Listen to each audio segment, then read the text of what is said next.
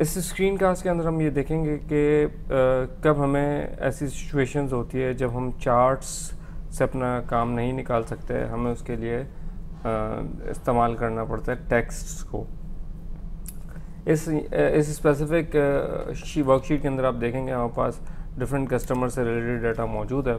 सबसे पहला जो डाटा है हमारे पास एवरेज प्रॉफिट और इस तरह के नंबर्स कुछ हमारे पास अवेलेबल हैं, ठीक है। एवरेज प्रॉफिट्स पर परचेज ऑर्डर और average number of purchase order per year, average life time, so on and so fourth. अब हम इसका बेसिकली एक चार्ट क्रिएट करना चाह रहे हैं। हम आगे इंसर्ट चार्ट, सबसे पहले मैंने इसके लिए कॉलम चार्ट लिया।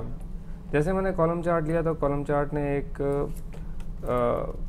चार्ट तो क्रिएट कर लिया, लेकिन ये कुछ हमें डिस्प्ले में अजीब सा ये चार्ट लग रहा है, कुछ इसमें बेहतर नहीं है। सबसे पहला जो इसके अंदर मसला है वो ये है कि यहाँ पर डिफरेंट टाइप की वैल्यूज़ प्लॉटेड है।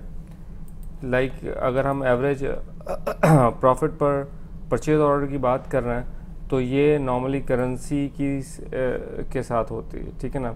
लेकिन एवरेज नंबर ऑफ परचेजेस पर ऑर्डर पर ईयर है, वो बेसिकली एक नॉर्मल न्यूमेरिक टाइप का डाटा हो सकता है। तो यहाँ पर सबसे पहला मसला तो ये कि डिफरेंट टाइप का डाटा क्योंकि प्लॉटेड है, तो अब हम इसको एक चार्ट के अंदर प्लॉट करना इतना मुमकिन नहीं है। दूसरा ये है कि आप इसके टाइटल्स देखें कि इसके टाइटल्स कुछ बहुत ज़्यादा लंबे हैं, तो चार्ट के अंदर इसकी विजिबिलिटी बहुत ज़्यादा मुतासर हो रही है। सिमिलरली हमारे पास ऊपर भी एक डाटा मौजूद है, हमने सेलेक्ट किया इसको और हम सिंपली हमने इंसर्ट किया और हमने सेलेक्ट कर लिया से बार चार्ट, और बार चार्ट को हमने यहाँ पर डिस्प्ले कर दिया। अब यहाँ भी हमारे पास सेम इशू है। आप देखेंगे कि जब क्योंकि हमारे पास डिफरेंट टाइप का डाटा है, अब 88% का 293,000 के साथ कोई रिलेशन ही नहीं है, तो अब वो देखें चीज़ें हाइड हो गई क्योंकि ये दोनों डिफरेंट टाइप की वैल्यूज़ हमारे सामने रिप्रेजेंट हो रही हैं। अब थर्ड हम चार्ट लेते हैं, इसमें एक और टाइप से हम देखते हैं किस तरह से हमारे पास काम हो सकता है। हमने पाई चार्ट लिया, यहाँ पर पाई चार्ट क्रिएट किया। एक पाई चार्ट तो क्रिएट हो गया, लेकिन इसमें मुझे इतना खुशी नहीं हो रही, मैं चाह रहा हूँ परसेंट और इसके टाइटल्स आ जाए।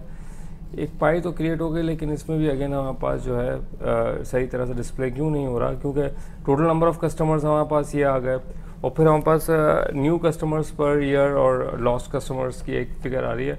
तो अगेन ये भी चार्ट पर डिस्प्ले करने के लिए डाटा मुनासिब नहीं है।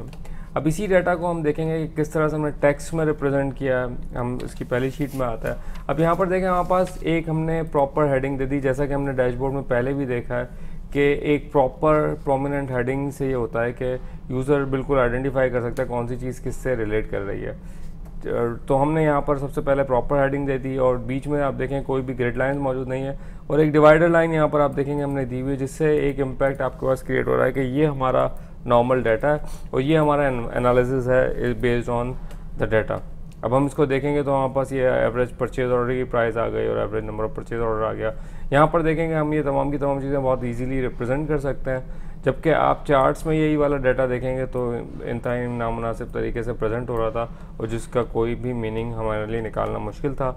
लेकिन अगर आपका यूज़र कोई टेक्स्ट बेस्ड डैशबोर्ड देखता है, लेकिन अगर वो मीनिंगफुल है और इस तरह की इन्फॉर्मेशन को प्रेजेंट कर रहा है, तो इट विल डेफिनेटली वर्क। इस स्क्रीन कास्ट के अंदर हमने ये देखा कि कब हमें ज़रूरत पड़ती है चार्ट्स के अगेंस्ट में टेक्स्ट बेस्ड डैशबोर्ड को यूज़ करने की। Thank you.